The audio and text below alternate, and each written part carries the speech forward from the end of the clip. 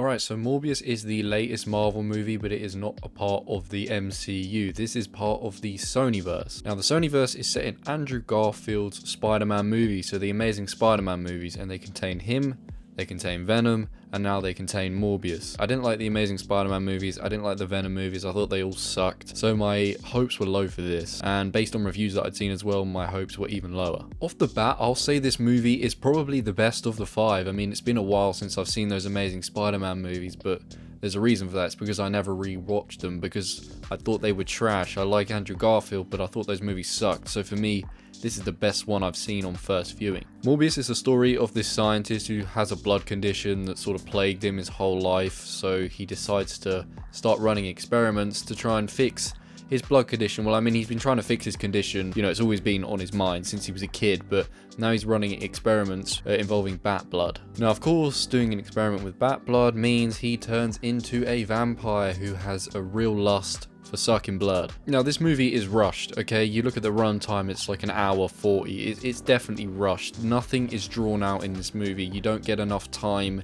in scenes. It's just on to the next, on to the next, on to the next. I think this movie still did alright though, even though it was clearly chopped and shortened. I don't know if they have loads of extra footage or if they just ended up making the film shorter, but regardless, it needed to be longer, like 2 hours 15, 2 hours 20. And because it's short, it's kind of hard to care about the characters because you don't get the downtime with them. You know, every scene is just trying to, you know, set up the next, which I know that's kind of the point of scenes, it's to move you on to the next part, but even so, you need that downtime just so you can sort of get a breather with the characters and get to know them a bit more personally. But I'll be honest, Jared Leto was good here. He's been unfortunate in comic book roles. You know, ever since he played Joker, he's just sort of been plagued as like being a shit actor, but that's not the case. He is a good actor. And I thought he was good here, genuinely. I thought he was an interesting character, and I think he did a very good job. You know, a very decent enough job here in the movie. Supporting cast are good here, like Matt Smith, Adria Arjona, I hope I'm saying that right. They're both good. Smith had a larger role than I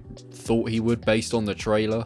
And he was pretty good here. You know, I liked his chemistry as well with him and Jared Leto. I thought they made a good little duo in here. So yeah, he was good in the movie. The story was interesting enough. You know, it's rushed, but it was interesting enough. Like, I didn't really feel myself bored at any point in this movie, I'd say. But I also didn't expect much. You know, I didn't expect it to really blow me away, and at no point did it do that, but it was still fine. There are a fair amount of action sequences in this movie, and for me, these were probably the poorest part of the film. For starters, Morbius has this like CGI trail that follows him whenever he's in like vampire mode. I don't really understand it. Like, the colors are based on like the color of the clothing he's wearing and stuff as well, and it just sort of follows him around like this weird blurry trail. I don't really get the point of it. I don't really see what that was doing. Like, were other people seeing it, or is it just like a vampire thing that he sees when he's moving? I don't really know why they included that. I don't know. It just didn't make much sense. It kind of took you out of it. I think it would have been better if that wasn't a thing that we saw. On top of that, he's a vampire that craves blood, like all vampires. He needs to suck blood. He needs blood. Therefore, you'd think there'd be a fair amount of blood in this movie. There isn't. This film should be at least a 15, you know, because of the fact he's a vampire and stuff, and he's biting people's necks, he's slashing them up, you know, he's got like claws, he's got sharp teeth. There should be way more blood in here than there is. But honestly, you see next to no blood, and I'm guessing that is once again to do with the fact that this movie was delayed for like 2 years, and that affected the runtime and the rating of the movie. Honestly, I don't see how COVID delaying a film means the runtime gets shortened and the age rating gets lowered. I don't see how the two things, you know, are coherent. I don't get it, but we've seen it happen with like Venom 2 as well. It's clearly a thing that it affects the movie. I'm not sure why, but it does. I don't think this movie peaked at any point. I just think it was fine throughout. You know, it was just fine. And the final fight scene, it wasn't anything special, because like I said, the fight scenes aren't great because of like the CG and whatnot. They don't feel very like physical or like deadly. They just kind of feel like, ooh, big CG fight. So it won't leave you like buzzing with the end fight scene, but it's fine. Honestly, reviews for this movie seem way harsher than the film actually deserves. Like, it's already a meme to hate Morbius, it seems. It's already a meme to just like call the movie dog shit. And I think therefore people are sort of hopping on that bandwagon and calling it dog shit, but I don't think it is dog shit. I think the other Sonyverse movies a more dog shit than this. I thought this movie was alright, okay? I thought it was fun. I thought it was a perfectly good watch. I think it's because people like to hate on Jared Leto. I don't know if that started because of the Joker thing or if that's been going on for longer than that, but I think they like to hate on him, and therefore they're gonna hate on Morbius. Whereas if you flip it over, everyone loves Tom Hardy, therefore you don't want to hate on Tom Hardy, therefore you don't want to hate on his movies, such as the Venom movies, which are fucking awful. Especially the second one, they're trash. And I love Tom Hardy and Woody Harrelson, but that movie sucked. This movie is better than that, and it's the most watchable out of any of the Sonyverse movies. If I had to rewatch a Sonyverse movie, it'd be this one. I think Jared did a good job. I think the writing was fine, but not amazing. I think performances were solid. CG was meh, you know, lack of blood, meh. I think the soundtrack was good as well, but honestly, this movie needed to be longer. It needed to be more drawn out. And you could have had a much better movie here. You could have actually got something potentially special, like a good Sonyverse movie, something that was interesting, something that was different.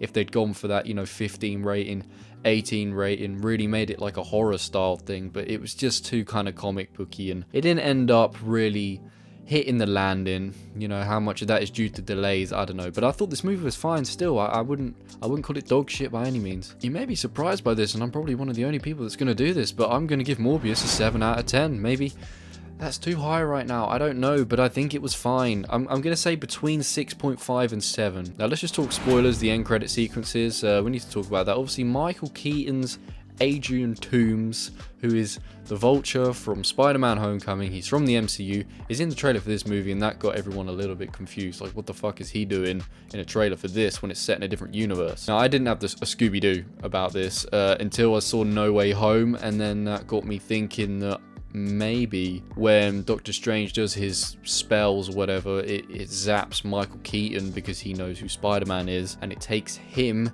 accidentally into the wrong universe, takes him back into the wrong universe. And that is in fact the case. It takes him into the Sonyverse. It takes him out of the MCU one into the Sonyverse, and not because it's a random event, but because they need it to happen. Like I said, the writing was fine in the movie, but here it isn't. Michael Keaton cracks a joke, you know, when he wakes up in like this other universe, like, oh, I hope the food's better here. And it's like, fuck me, man. Like, you've just been taken away from your life, everything you know, your family as well that we know you have. You've been taken away from all of that, and you're cracking a joke for starters. And then in the next credit scene, he meets up with Morbius, saying that you know, he wants to go after Spider-Man and he wants to join a team, pretty much, in not so many words, but that's pretty much it. And it's like, wow, could you be any more obvious on the nose that you want to fucking form the Sinister Six in this universe? This is, of course, so Sony can finally make The Amazing Spider-Man 3, the third movie in that trilogy that never got made because the first two movies sucked so bad. And I pray, if it does end up getting made, that they don't fumble it, because they need to get this right. With good writers, they could get it right, but it seems like Sony just have, like,